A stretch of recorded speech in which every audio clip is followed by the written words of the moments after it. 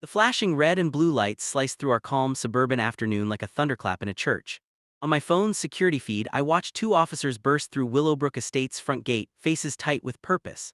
And right there on my doorstep stood Karen Whitfield, our self-proclaimed queen and HOA president, waving a shiny key in the air like it was her badge of authority. Her face was crimson, twisted with fury as she screamed at my locked door, completely unaware that my 12-year-old son Leo was inside, quietly recording everything on his phone. What Karen didn't realize was that in just a few minutes, she'd be the one answering questions, not asking them. This is how an entitled HOA president learned the hard way that not every door opens just because she demands it, and that calling the cops can sometimes backfire spectacularly. My name's Marcus Chen. I'm a single father and a software engineer. 3 months ago, Leo and I moved into Willowbrook Estates, a gated community that I thought would be peaceful, modern, and safe. The lawns were perfect. The schools had great ratings, and the HOA rules seemed reasonable on paper. What I didn't expect was Karen Whitfield, the woman who treated her HOA title like she was the mayor, sheriff, and supreme judge of the neighborhood all rolled into one. From day one, she made it clear she didn't approve of what she called unsupervised children. The first time she saw Leo walking home alone from the bus stop, she cornered me in the driveway like she was doing me a favor. With that sugary tone that barely hid the insult, she said maybe I should consider after-school care because according to her, single parents often struggle with proper supervision. I told her politely that Leo was 12, smart, independent, and completely fine being home for a couple of hours after school. Plus, I worked from home and kept an eye on him through our smart security system. That should have been the end of it. But Karen wasn't the type to back down when told no. A week later, she started making up new rules that weren't written anywhere. She claimed the HOA bylaws prohibited children under 16 from being left alone at home. When I asked to see those bylaws, she told me they were being updated and I'd get a copy soon. That copy, of course, never came. Over the next few weeks, Karen's obsession grew. Every afternoon, her silver SUV would appear right as the school bus arrived. She'd slow roll past our driveway, pretending to check mailboxes or street signs, but always keeping her eyes on our front door. Sometimes she even parked across the street just watching.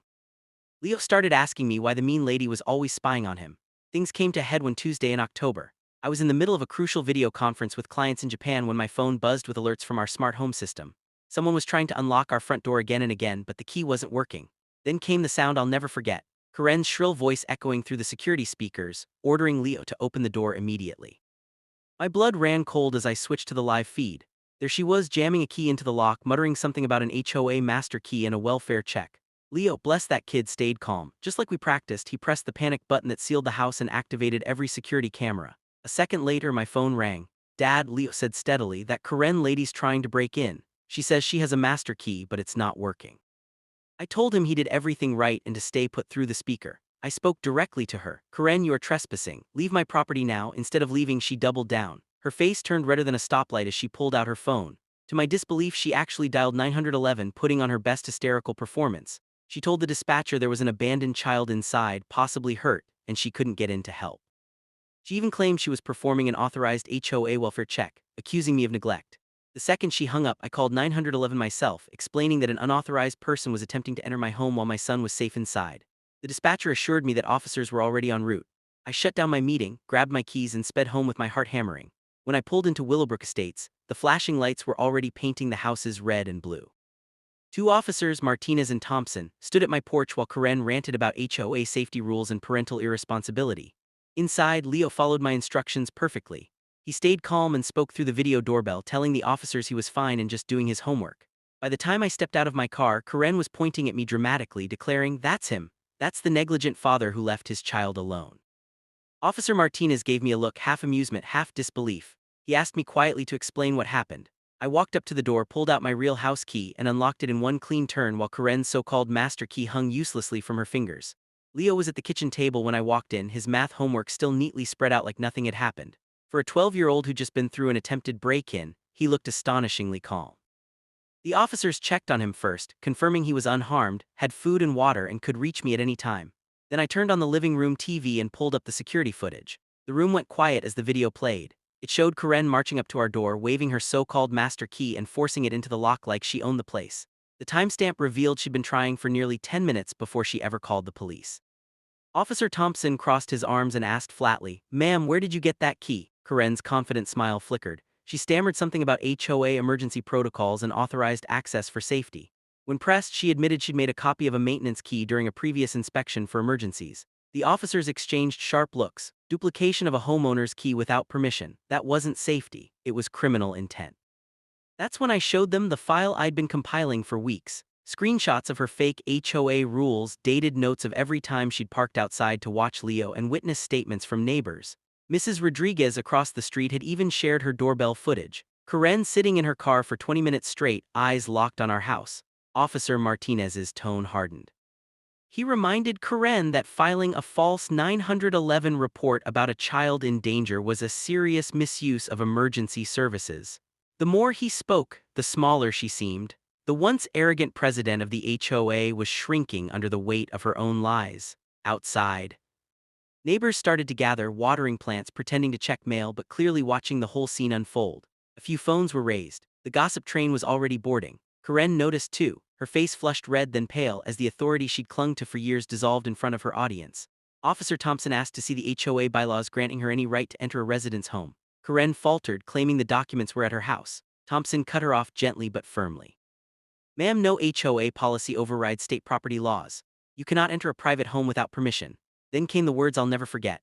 "Karen Whitfield, you are being cited for attempted unlawful entry and false reporting to emergency services." Her mouth opened, but no sound came out. She sputtered about her leadership duties in neighborhood safety, but the officers were unmoved. As they wrote up the citations, I calmly informed them that I'd be pressing charges and my attorney would follow up. The mention of an attorney drained the last color from her face. The next HOA meeting was legendary. Word had spread faster than wildfire. Half the neighborhood showed up, many who hadn't attended in years. The air buzzed with anticipation. I brought my attorney Jacob Morrison, an HOA specialist with a reputation for dismantling bullies like Karen. Jacob laid everything out like a courtroom presentation. Unauthorized key duplication, attempted break-in, false reporting, harassment. It was all documented, time-stamped, and undeniable. He even called for a full audit of the HOA's key control policies to ensure no other homeowners had been compromised. As he spoke, the board members shifted uncomfortably. Tom Bradley, the treasurer, admitted Karen had tried to sneak in a motion for mandatory welfare checks without any board approval. Sarah Kim, the secretary, produced the minutes showing the board had explicitly voted against granting her entry authority. One by one, they all distanced themselves from her. When the vote of no confidence came up, the result was unanimous. Even Karen's usual allies couldn't defend her now. The room erupted in murmurs as Karen shot to her feet, her chair screeching across the tile. "You'll regret this," she shouted, her voice cracking. "This neighborhood will fall apart without me." Then she stormed out, heels striking the floor like a retreating drum beat. But the consequences didn't stop there. The false reporting charge carried a $5,000 fine. The unlawful entry charge, amplified by the fact she had premeditated the act by duplicating a key, became a misdemeanor. Her precious real estate license, which she'd bragged about constantly, was suspended pending review. When our civil case went to court, the judge didn't mince words. Karen's harassment, false accusations, and emotional harm to Leo were undeniable. The settlement ordered her to pay $15,000 in damages and legal fees. She was permanently banned from serving on any HOA board and sentenced to 100 hours of community service. The final blow came with the restraining order. She was forbidden from coming within a 100 FT of our home. I'll never forget the expression on her face when the judge read that verdict. The same woman who once strutted around our neighborhood barking orders now stood trembling in designer heels, tears streaking her makeup as the bailiff explained her probation terms. Karen Whitfield had spent years trying to control others. But that October, when she tried to use her fake master key, she unlocked the one door she couldn't close, the door to her own downfall.